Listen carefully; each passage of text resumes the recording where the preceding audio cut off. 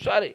कोई राहुल की यात्रा जा रहा है, आप देखिए कांग्रेस के नेता, और राहुल की यात्रा के फोटो कैसे वायरल हो रहे हैं बताओ, फिल्मी हीरोइनें जा रही साथ। और राहुल तो मेरे को लग रहा है कि इसके दिमाग के फ्यूज उड़ गए राहुल गांधी। आपने वो वीडियो देखे क्या? आप बताओ कौन सा इंग्लैंड अमेरिका है क्या ये? वो चाहे जैसे हरकतें कर रहा है पागलों की तरह।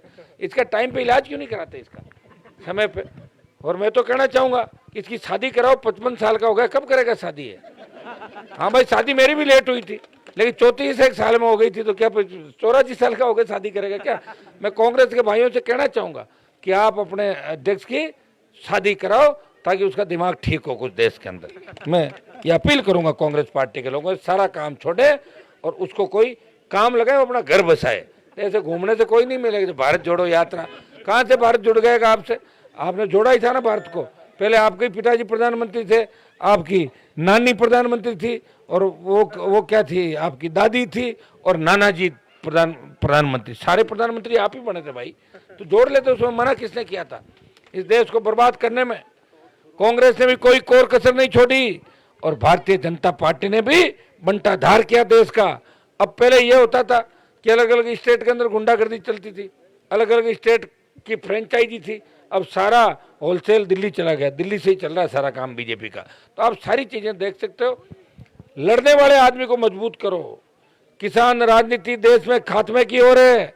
हरियाणा हाथ से चला गया, यूपी हाथ से चला गया, नजरे राजस्थान पे।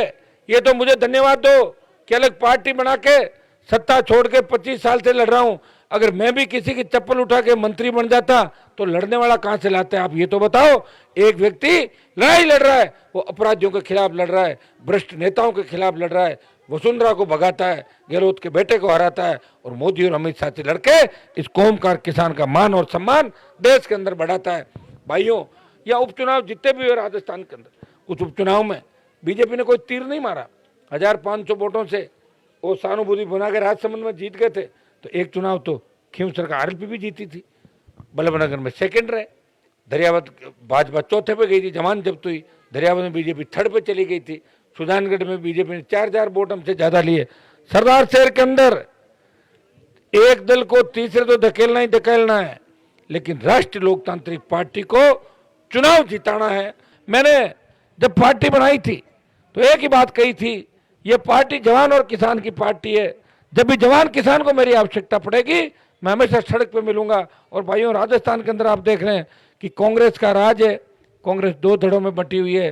पायलट सीएम बनना चाहता है, गहलोत रहना चाहता है। बीजेपी बिना दूल्हे की बारात है, 12 दूल्हे और एक लुटेरी दुल्हन भारतीय जनता पार्टी के अंदर है।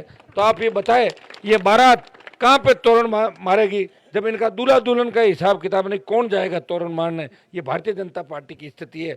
विपक्ष की भूमिका बीजेपी नहीं निभा रही है। 4 साल के अंदर हर पेपर आउट हुआ राजस्थान के अंदर, भारी भ्रष्टाचार हुआ, मंत्रियों पे, विधायकों पे हत्या, लूट, बलात्कार के आरोप लगे उनके परिवारों पे, लेकिन बीजेपी चुप रही। लंपी से गौ माता खत्म हो गई, कोरोना से हमारे नौजवानों ने दम तोड़ दिया, टिड्डी ने फसलें बर्बाद कर दी, लेकिन भारतीय जनता पार्टी के मुंह पे ताला लगा हुआ है। वो तो कह रहे हैं कि मोदी की हवा चलेगी और हम सबको मोदी जीता के ले जाएगा, और नारे लगाते हैं मोदी ये तो मुमकिन है, मोदी ये तो मुमकिन है। तो मैंने कहा मोदी मुमकिन हुआ तो नहीं। खींवसर में जब मैं 13 का चुनाव लड़ रहा था तो नरेंद्र मोदी ने 2 सभाएं करी थी मेरे खिलाफ। कितनी? 2 सभाएं।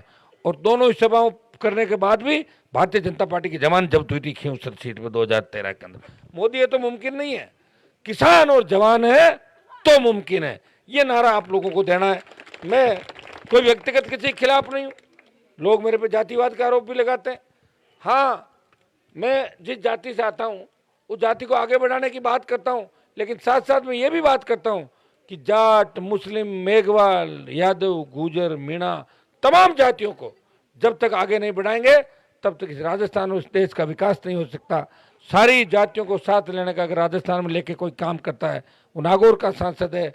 विधानसभा में जब कांग्रेस बीजेपी हाथ मिला लेती है तो आरएलपी के तीनों विधायक इस राजस्थान के सम्मान की लड़ाई लड़ते हैं।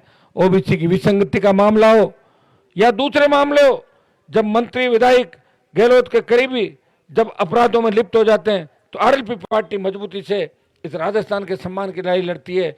और देश की सबसे बड़ी पंचायत के अंदर जब 24 एमपी मोदी का जयकारा करते हैं तो नागौर का सांसद किसान एकता जिंदाबाद के नारे इस हिंदुस्तान की सबसे बड़ी पंचायत के अंदर लगा के आपका मान और सम्मान बढ़ा रहा है।